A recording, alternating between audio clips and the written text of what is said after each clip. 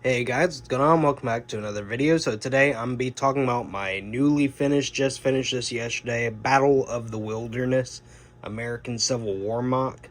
This, like I said, just finished it yesterday. I don't know how long I've been working on it for, maybe like a month or less, but I finished it yesterday because like maybe a week, 2 weeks ago, I got the soldiers.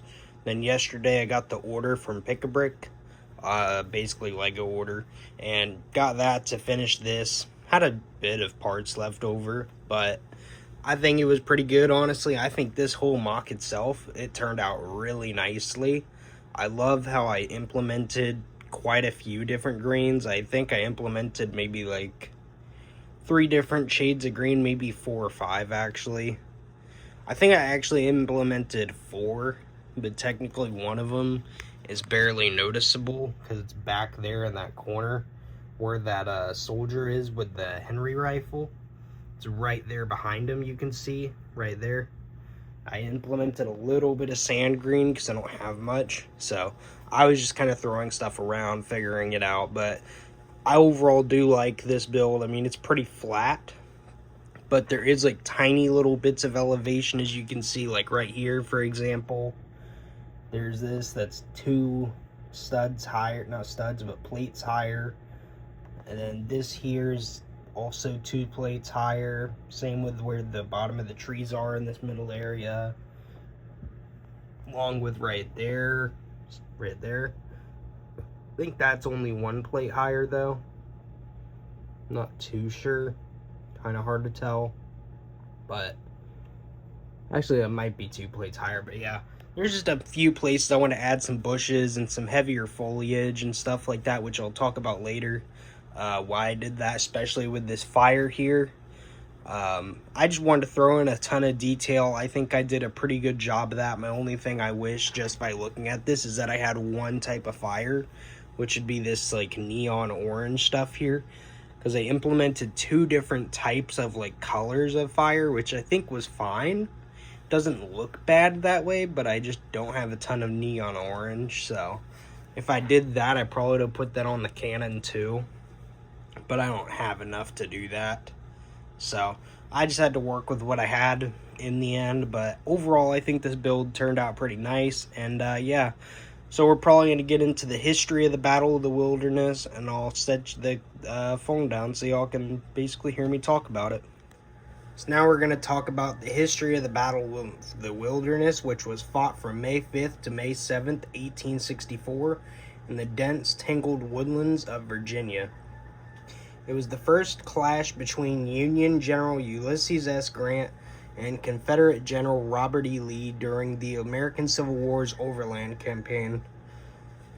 The brutal, chaotic battle ended in a tactical draw, but Grant famously refused to retreat, which is one thing I found interesting, is that this battle itself was a draw, and Grant, he refused to retreat. I just think it's such a neat little detail because it goes to show that this battle, while it wasn't a victory for either side, it was still a battle for the Union that would probably help them more than hurt them, if I had to say, honestly. But I mean, I'm sure some people would debate me on that. I just think that really it gave Union, I guess you could say, the Union forces a bit more of a backbone and all that, because of the fact that they were at points in the Civil War retreating quite a bit, that sort of thing.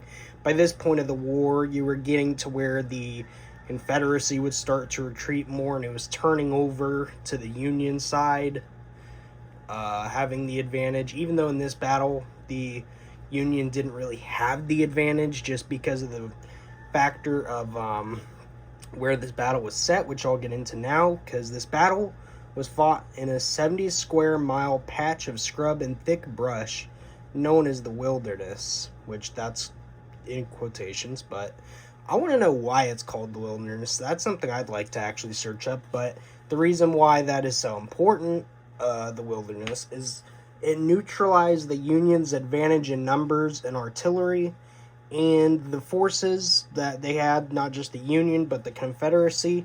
I mean, the Confederacy, they were outnumbered, which, they're outnumbered by quite a bit. The Union had roughly 100,000 to 115,000 troops, which were a part of the Army of the Potomac, and they faced about 60 to 65,000 Confederate troops, which were a part of the Army of Northern Virginia. And another thing about this battle I would like to mention before I start talking about the whole build itself is the visibility was almost zero. Troops fired blindly into thickets, and terrifying brush fires erupted, burning many helpless wounded men alive.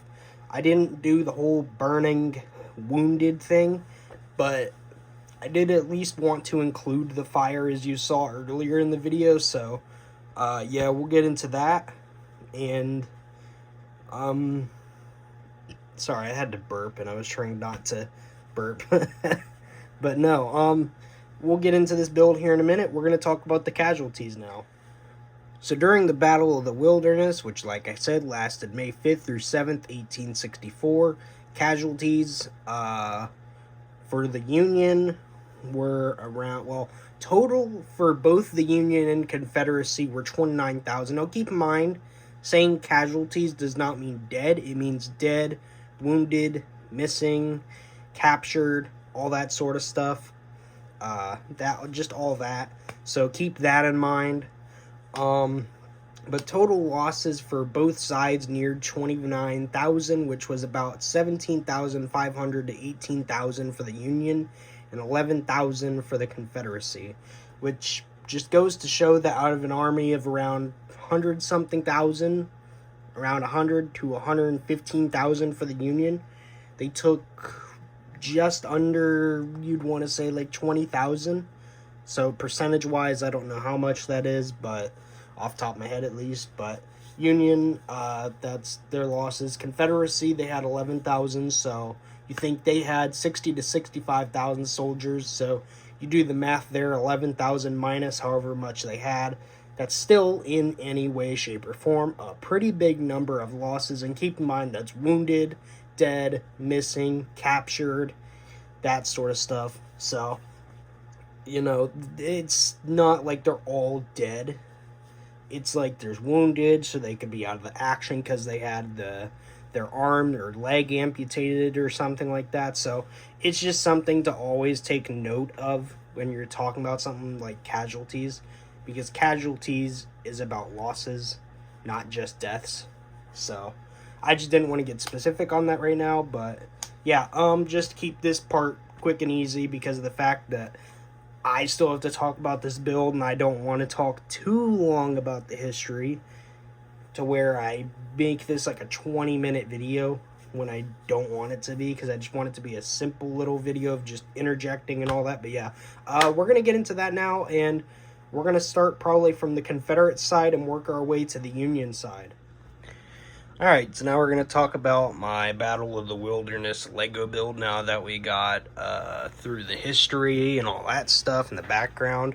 So like I said, we're going to start from the Confederate side over here, go down this way towards this little creek that I have here, which, you know, I don't know if there was actually stuff like this happening in the Battle of the Wilderness. I just thought it was a cool little addition. So I was just like, why not have a little makeshift bridge that they were crossing over to, you know, get to the battlefield. I just thought that was neat. I just wanted to include that so I could have soldiers back here marching. And honestly, I think it was a really good addition, so that's why I did that. But yeah, so we're gonna start from back here with this artillery officer, which, I mean, he is quite literally an artillery officer, which you'll notice over here, right there. I used my other artillery officer, which is on the Union side, as you can see. He should not be doing that, but then again, I guess maybe you can argue they did fight on the front line, but they wouldn't have fought on the front line like this. I just didn't have an officer, so I just decided he'd work. So that's how that went. But yeah, so that's an inaccuracy there, but that's okay, because that's how it goes. But yeah, this guy, I mean, it's accurate, him being there, because, I mean, artillery officer, there's a cannon there. There's your guy with the, I don't know what you call that, but you ram it down the barrel, I guess, to either clean the gun or if you're ramming a cannonball and powder down there, I guess. So I'm not too sure what you use it for, but You can see there's the cavalry guy. He has a Henry lever action rifle. I also have a Union soldier over there, which I'll get to right now. He is right there. He also has a Henry lever action rifle, but he's not on a horse. I don't know if that's something that could actually happen, but, you know, I wanted to throw in that guy just to, you know, have him there. You can see there's this guy with a musket. I think it looks pretty nice, honestly, considering it came with him. So, and their bayonets look nice. I'll show them off in a bit. So let me move a bit here. You can see here the cannon position, how it looks. You can see how it looks kind of a bit from here. I wanted to make it look like it was a bit irregular in the way it was dug out, almost. Like, it wasn't completely perfect or anything like that. But in some areas, it's a little more squared because of the fact that, you know, didn't really have that many wedges in brown color because they were all mostly used right there. So, which I'm surprised I even used that many there. I thought I had more than that, but I didn't, I guess. So maybe I'll have to do an order for more of those brown wedges sometime. But I am going to be making 2 different cannons at some point. I don't know when. So maybe in my next Civil War build, I don't know. Or at least the next Civil War build that I have a cannon in, I'll probably be replacing my 2 cannons that I have built that look similar to this. But I'm not going to take these 2 apart. I'm probably just going to keep them just because they're actually kind of neat. And, you know, I'm still proud of the way they look, or at least I'll keep this one. But I wanted to have it look like these Confederate soldiers were positioned, you know, in this clearing. And you have your frontline soldiers here who are, these guys are firing. These guys have their rifles shouldered until they can fire at the Union. You can see this cannon here has just fired and hit the Union line there and made 2 guys basically casualties. So you can see this guy here. This guy here, you can see who I'm pointing at. He has a Spencer rifle on the ground. This guy here, his musket, I don't know why the bayonet wouldn't fit. I guess the bayonet part wouldn't fit on it because it was too big or something. I don't really understand, or if part broke off, I don't know. So I wanted to find a way to make it work, and I was like, what if the explosion could be so powerful that it flung his bayonet off into a tree that's on fire or something like that? And you can kind of see that's what I did. Like from an angle like this, you can't really see, but you can from here. So that was kind of something just odd I did, just, you know, for fun. Just because of the fact that I thought it was a neat little detail, since, you know, the bayonet wouldn't go on, and I didn't really want to just have them, you know, have to figure that one out too much. I was like, yeah, why not? Could just be a funny little story that I can include, because, you know, part wouldn't fit. But you can see there, these guys, they both have their bayonets on. As you can see, these rifles, though, they look pretty nice. You can see this is one side of them. I think these rifles and these bayonets look pretty nice. And the bayonet's not perfectly sitting on there, but, I mean, it's okay. It's not that big of a deal. And you can see this is the other side of the rifle, which, I mean, these just look super nice. Like, considering these soldiers are from AliExpress, which, you know, basically China is what it's from, I think that's not too bad. But, you know, like I say, you know, I did not want to buy any from the US because usually they're expensive, and honestly, I think these just look really nice and are kind of better than the ones in the US that are usually being sold anymore. So I'm pretty happy with these guys. So yeah, so that's pretty much just, we're about to be on the Union side. My camera's not focusing, but you can just see there's a lot of foliage. I probably should have added more, but like, I wanted to make it, at least in the long run, not too much foliage. But you can see there, I wanted to have at least a crater implemented somehow, and I'm kind of glad that I did, because it makes this look a little better. especially with the little 1x1, like, half circle, I guess you'd call it. I don't know, like quarter circle, quarter tiles, whatever. They look really nice there. Then you can see there, if I do this, you can see there's a lot of like little bushes and stuff that I added. So, but yeah, I've already showed you the trees on fire. You can see you got the officer there in front, the artillery officer, and you got the guy with the Henry rifle who's cavalry. Rest of these guys are infantry. You can see the 2 guys in the front have bayonets on their muskets. The other 4 guys do not have bayonets. That's because when I originally bought them, they came with Colt revolving rifles. I think were the ones for the Union, and the Spencer rifles were the ones for the Confederates, if memory serves me correctly. So these guys came with Colt revolving rifles, which was not standard issue, though they were used. I wanted to involve like a Union soldier holding it, but I could not figure out where I'd want to do that. So I figured, you know, why not just at least have it like this. I think this looks good, so I'm pretty happy with the way this turned out. I mean, I think all this looks nice. I just wish that I could find better ways to make them hold these rifles, but I think this still was fine anyways. I'm sure I'll figure out better ways eventually. But all the guys on this mock basically don't really have the same heads. I mean, obviously the Confederates and the Union, none of the Union and Confederates have the same heads as their army that they're in, but like the Union and Confederates share heads. It's kind of confusing when I say it like that, but you know, when I changed their heads, I tried to make sure they're all mostly different, so they don't, so that you don't have 2 Confederates with the same head or 2 Union with the same head, but you'll have a Confederate and a Union with the same head if you pair them up and put them beside each other. But that's kind of what you have to do. You kind of are limited on heads when you're on AliExpress.